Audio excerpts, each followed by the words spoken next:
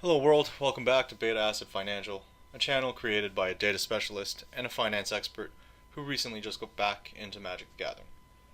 In this episode, I'll walk through my first unboxing video, where I'll crack open this box of Masters 25 and provide a real-ish time play-by-play on the value that I'm getting in the rare and mythic slot and the foil slot.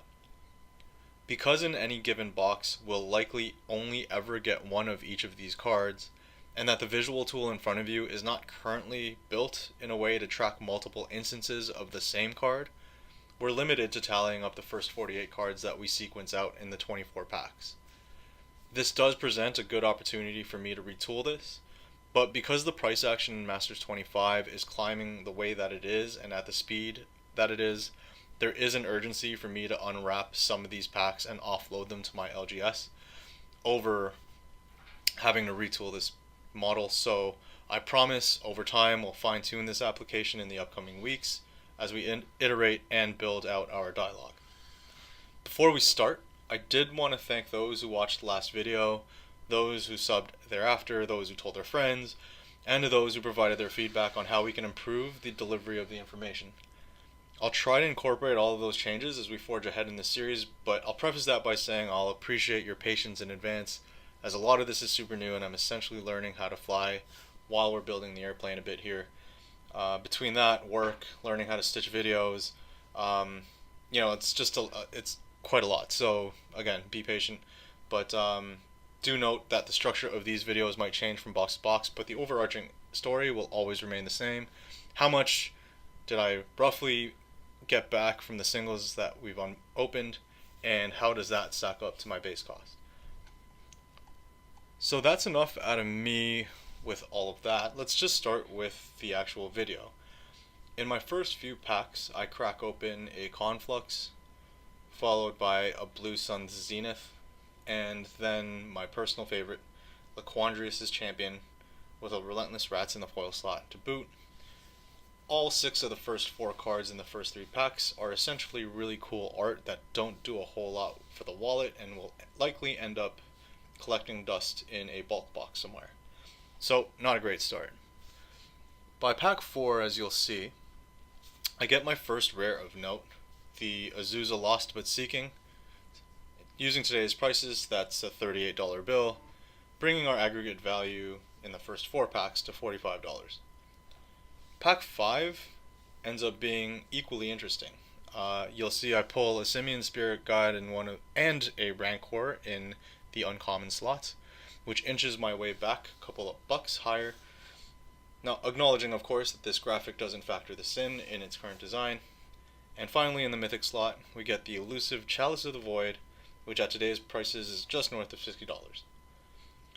Pack 6, I pull a Living Death, and in pack 7, happy to see a Rancor in the uncommon slot again, though the Following Fortune Thief is meh at best. This awfulness streak continues across the next 4 or 5 packs, so I'll slam through these so I can show you the janky, bulky rares that follow in Akroma's Vengeance, Niv Mizzet, and Tree of Redemption. You'll notice here a little frustration on my part as I pull this mythic, which is not a card you want to see take up one of your mythic slots. Frustrating to see these types of prints in a set like this really to begin with. But anyways, we get through a couple more trash rares until we get just north of halfway through the box, at which point the tide really starts to turn in our favor. So to start, in pack 14, we see a super staple in Lightning Bolt, stoked to see one of these after a slew of absolute trash, and are happy to find the Vendilion Click. Vendilion? Anyone?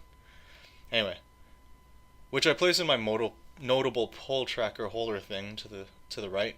The next pack we find that we double fist the rare and foil rare slot here with a pack negation and a foiled Protean Hulk, netting us between about $25 between the two, and obviously happy to see the Simian there as well.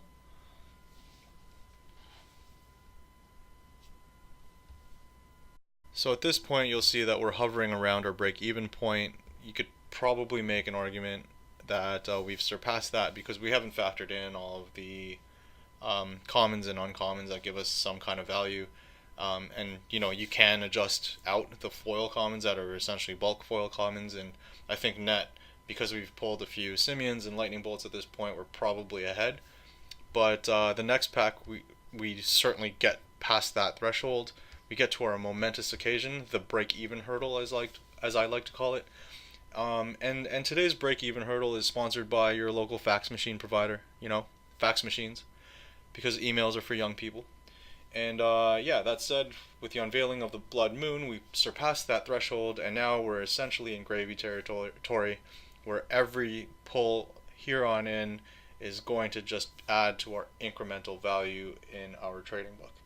So that said, you'll see we pull a series of solid middling rares and mythics. In pack 17, we pull a Summoner's Pact, another $7 bill, followed by a Rugged Prairie in pack 18.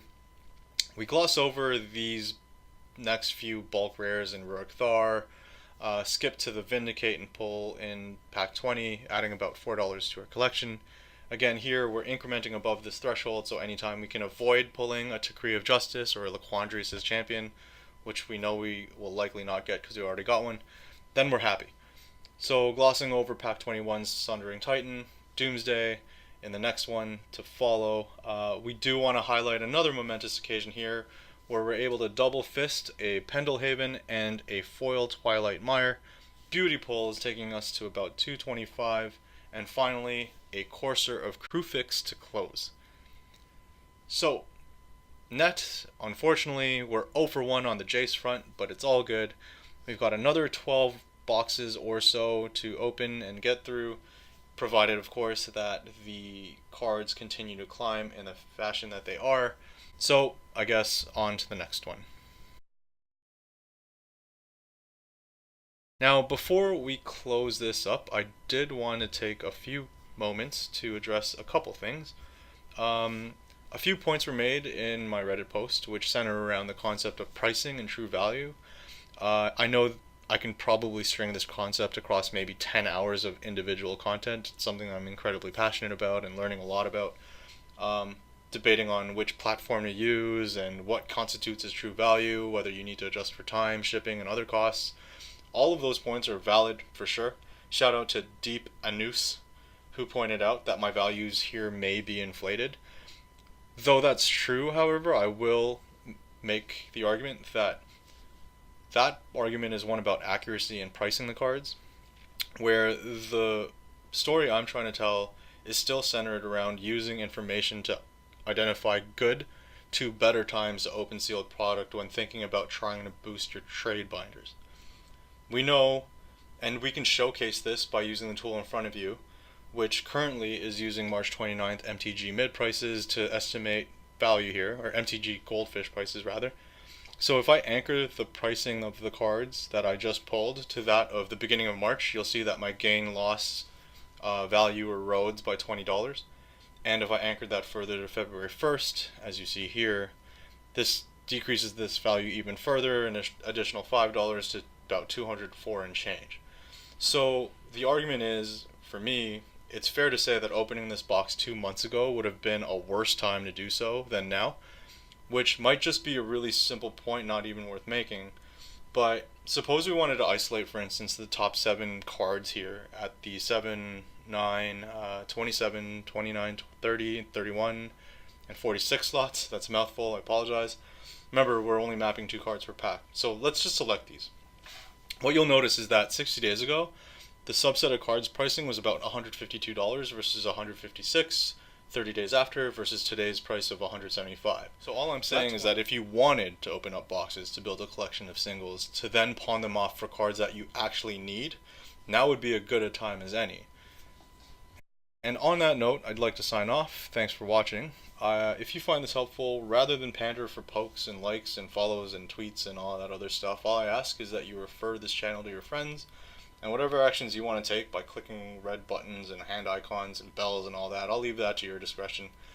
But on that note, happy hunting everybody. I will see you soon and can't wait to post my next one. Cheers.